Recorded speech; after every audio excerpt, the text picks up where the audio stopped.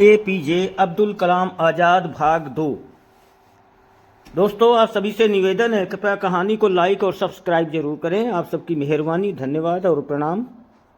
कहानी है APJ अब्दुल कलाम आज़ाद का निधन, भाग 2। मैं ये बहुत गर्वोक्तिपूर्वक तो नहीं कह सकता कि मेरा जीवन किसी के लिए आदर्श बन सकता है, लेकिन जिस तरह मेरी नियति ने आकार ग्रहण किया, उससे किसी ऐसे गरीब बच्चे को सांत्वना अवश्य मिलेगी जो किसी छोटी सी जगह पर सुविधाहीन सामाजिक दशाओं में रह रहा हो। शायद ये ऐसे बच्चों को उनके पिछड़ेपन और निराशा की भावनाओं से विमुक्त होने में अवश्य सहायता करे। सूक्तियाँ।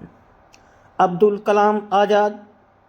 27 जुलाई 2015 की शाम अब्दुल कलाम भारतीय प्रबंधन संस्थान शिलांग में रहने योग्य ग्रह पर एक व्याख्यान दे रहे थे जब उन्हें जोरदार कार्डियक अरेस्ट, दिल का दौरा हुआ।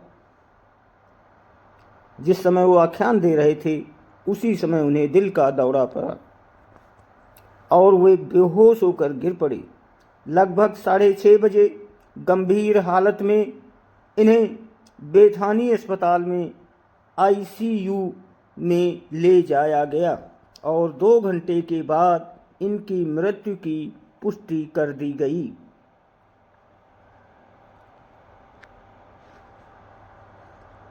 अस्पताल के CEO जॉन साइलो ने बताया कि जब कलाम को अस्पताल लाया गया तब उनकी नब्ज और ब्लड प्रेशर साथ छोड़ चुके थे।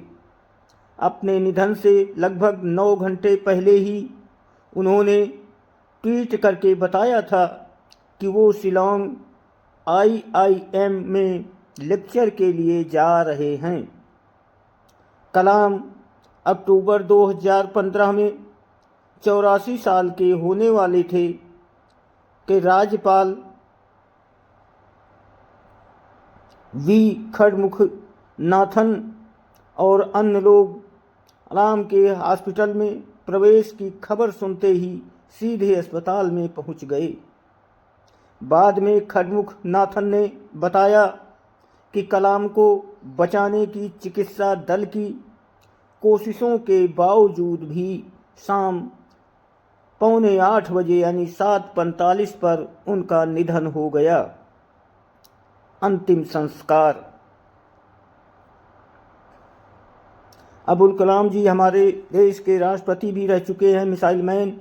मृत्यु के तुरंत बाद कलाम के शरीर को भारतीय वायु सेना के हेलीकॉप्टर से शिलांग से गुवाहाटी लाया गया, जहां से अगले दिन 28 जुलाई को पूर्व राष्ट्रपति APJ अब्दुल कलाम का पार्थिव शरीर मंगलवार दोपहर वायुसेना के विमान C-130J हरक्यूलिस से दिल्ली लाया गया।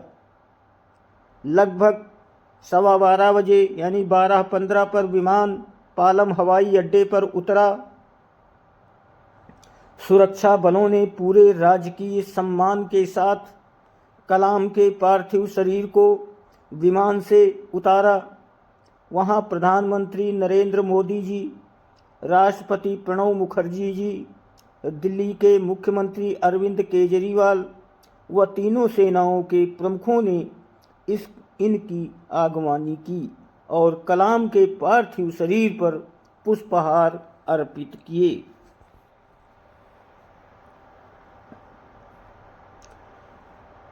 फेसबुक देखने वाले, पढ़ने वाले, सुनने वालों से अनुरोध है, कृपया कहानी को फॉलो भी जरूर करें और लाइक करें। इसके बाद तिरंगे में लिपटे कलाम के पार्थिव शरीर को पूरे सम्मान के साथ एक गन कैरिज में रख उनके आवास 10 राजाजी मार्ग पर ले जाया गया। यहाँ पूर्व प्रधानमंत्री मनमोहन सिंह जी, कांग्रेस अध्यक्ष सोनिया गांधी, राहुल गांधी और उत्तर प्रदेश के मुख्यमंत्री अखिलेश यादव सहित अनेक गणमान्य लोगों ने इन्हें श्रद्धांजलि दी। भारत सरकार ने पूर्व राष्ट्रपति के निधन के मौके पर उनके सम्मान के रूप में 7 दिवसीय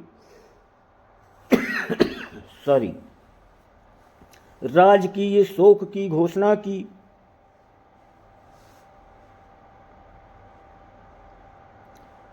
उनतीस जुलाई की सुबह वायुसेना के विमान C-130 जैसे भारतीय ध्वज में लिपटे कलाम के शरीर को पालम एयरबेस पर ले जाया गया, जहां से इसे मदुरई भेजा गया। विमान दोपहर तक मदुरई हवाई अड्डे पर पहुंचा। उनके शरीर को तीनों सेनाओं के प्रमुखों और राष्ट्रीय व राज्य के गणमान्य व्यक्तियों, कैबिनेट मंत्री मनोहर पर्सी, वेंकैया नायडू, मोहन राधाकृष्णन और तमिलनाडु और मेघालय के राज्यपाल के रोसैया और वी खड़मुखनाथन ने हवाई अड्डे पर प्राप्त किया।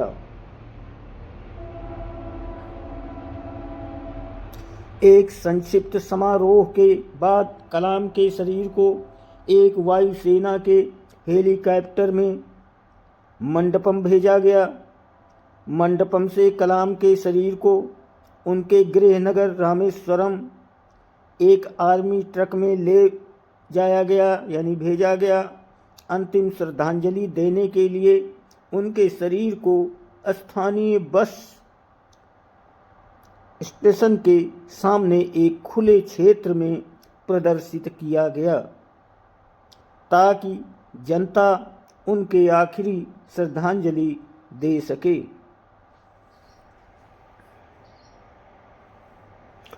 30 जुलाई 2015 को पूर्व राष्ट्रपति को पूरे सम्मान के साथ रामेश्वरम के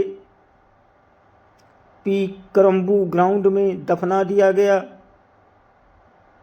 प्रधानमंत्री मोदी, तमिलनाडु के राज्यपाल और कर्नाटक, केरल और आंध्र प्रदेश के मुख्यमंत्रियों सहित 3,50,000 से अधिक लोगों ने अंतिम संस्कार में भाग लिया।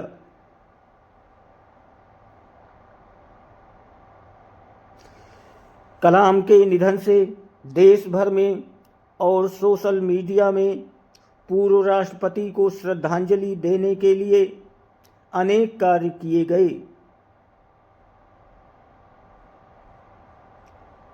भारत सरकार ने कलाम को सम्मान देने के लिए 7 दिवसीय राजकीय शोक की घोषणा की। राष्ट्रपति प्रणब मुखर्जी, उपराष्ट्रपति हामिद अंसारी, गृह मंत्री राजनाथ सिंह और अन्य नेताओं ने पूर्व राष्ट्रपति के निधन पर शोक व्यक्त किया। प्रधानमंत्री नरेंद्र मोदी जी ने कहा, उनका कलाम का निधन वैज्ञानिक समुदाय के लिए एक बड़ी क्षति है। वो भारत को महान ऊंचाइयों पर ले गए। उन्होंने हमें मार्ग दिखाया।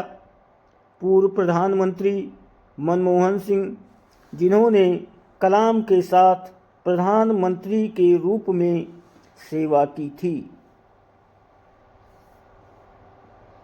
उन्होंने कहा, उनकी मृत्यु के साथ हमारे देश ने एक महान मनुष्य को खोया है, जिसने हमारे देश की रक्षा प्रौद्योगिकी में आत्मनिर्भरता को बढ़ावा देने के लिए अभूतपूर्व योगदान दिया है।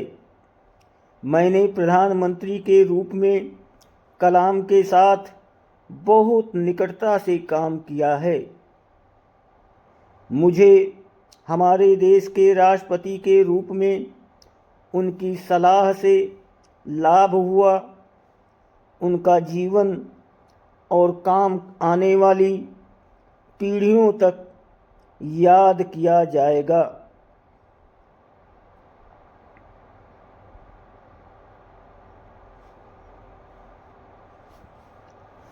दलाई लामा ने अपनी संवेदना और प्रार्थना व्यक्त की और कलाम की मौत को एक अपूर्णनीय क्षति बुला अपना दुख व्यक्त किया। उन्होंने ये भी कहा, अनेक वर्षों में मुझे कई अवसरों पर कलाम के साथ बातचीत करने का मौका मिला। वो एक महान वैज्ञानिक, शिक्षाविद और राजनेता ही नहीं, बल्कि वे एक वास्तविक सज्जन पुरुष थे और हमेशा मैंने उनकी सादगी और विनम्रता की प्रशंसा की है।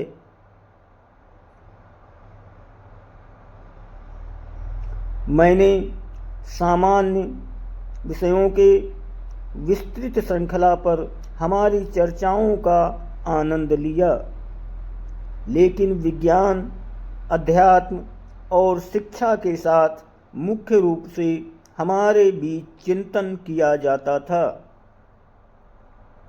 दक्षिण एशियाई नेताओं ने अपनी संवेदना व्यक्त की और दिवंगत राजनेता की सराहना की।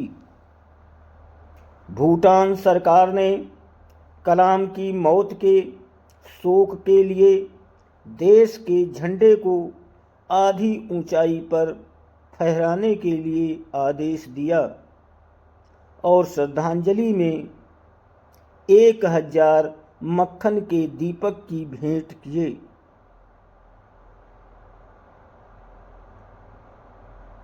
भूटान के प्रधानमंत्री शेरिंग तोबगे ने कलाम के प्रति अपना गहरा दुख व्यक्त करते हुए कहा, वे एक महान नेता थे जिनकी सभी ने प्रशंसा की, विशेषकर भारत के युवाओं के वे प्रशंसनीय नेता थे जिन्हें वे जनता का राष्ट्रपति बुलाते थे।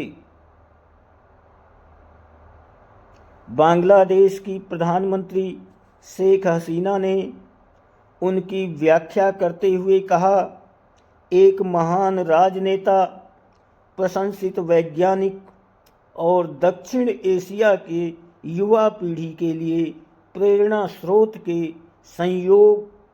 उन्होंने कलाम की मृत्यु को भारत के लिए अपूर्णनीय क्षति से भी परे बताया।